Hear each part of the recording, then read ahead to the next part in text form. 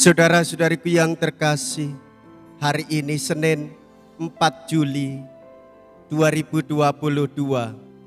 Saya Romo Siga dari Paroki Santo Stefanus, Surabaya. Dalam nama Bapa dan Putra dan Roh Kudus, amin. Anakku baru saja meninggal dunia, tetapi datanglah, maka ia akan hidup. Mea culpa, mea culpa, mea maxima culpa. Marilah kita berdoa. Allah Bapa sumber kebahagiaan, Engkau menghendaki kami bergaul dengan sesama manusia. Engkau menghendaki mengikat perjanjian dengannya yang memuat janji kedamaian dan ketenangan. Kami mohon, semoga setiap kali menyebut namamu kami lalu merasa bahagia. Dengan pengantaraan Yesus Kristus Putramu Tuhan kami, yang bersama dengan Dikau dalam persekutuan Roh Kudus, hidup dan berkuasa, kini dan sepanjang segala masa. Amin.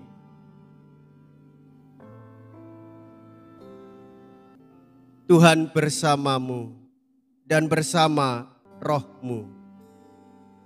Inilah Injil suci menurut Matius. Dimuliakanlah Tuhan. Matius bab 9 ayat 18 sampai dengan ayat 26.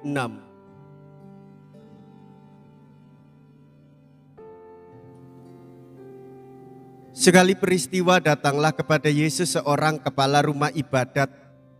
Ia menyembah Dia dan berkata, "Anakku perempuan baru saja meninggal, tetapi datanglah, letakkanlah tanganmu atasnya, maka ia akan hidup."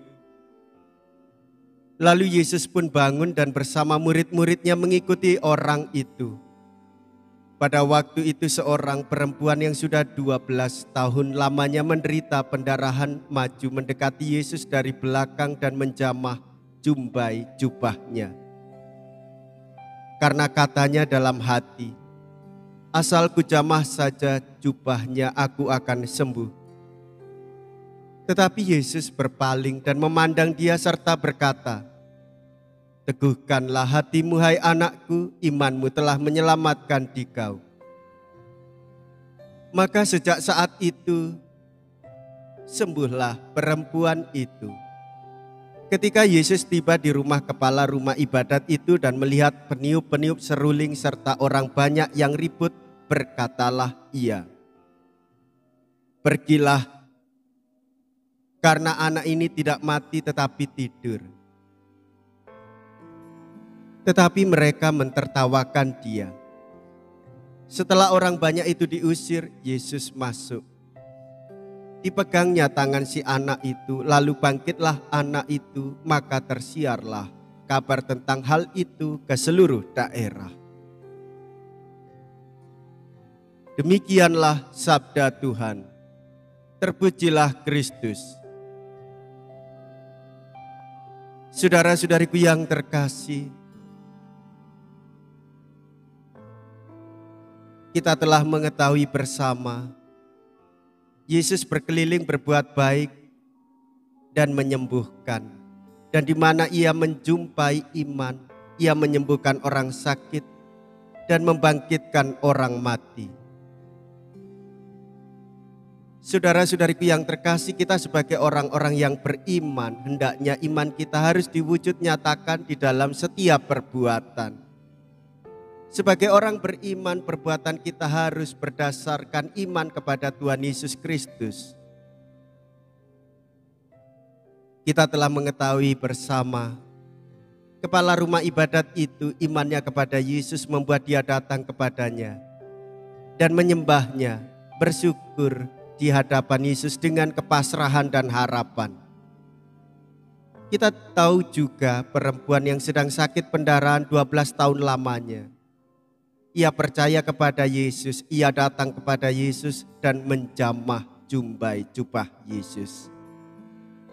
Saudara-saudariku yang terkasih, inilah iman yang dinyatakan dalam perbuatan dan menghasilkan keselamatan bagi mereka yang datang kepadanya dan bersyukur kepadanya.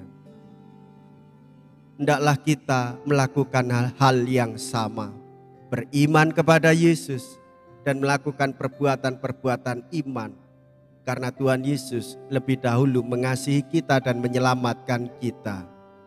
Maka kita pun ambil bagian di dalam karya keselamatannya dan menyelamatkan orang-orang yang membutuhkan pertolongan kita. Marilah kita berdoa. Allah Bapa Maha Pengasih, orang jatuh dibangkitkan, orang mati dihidupkan kembali berkat sabda penuh belas kasih.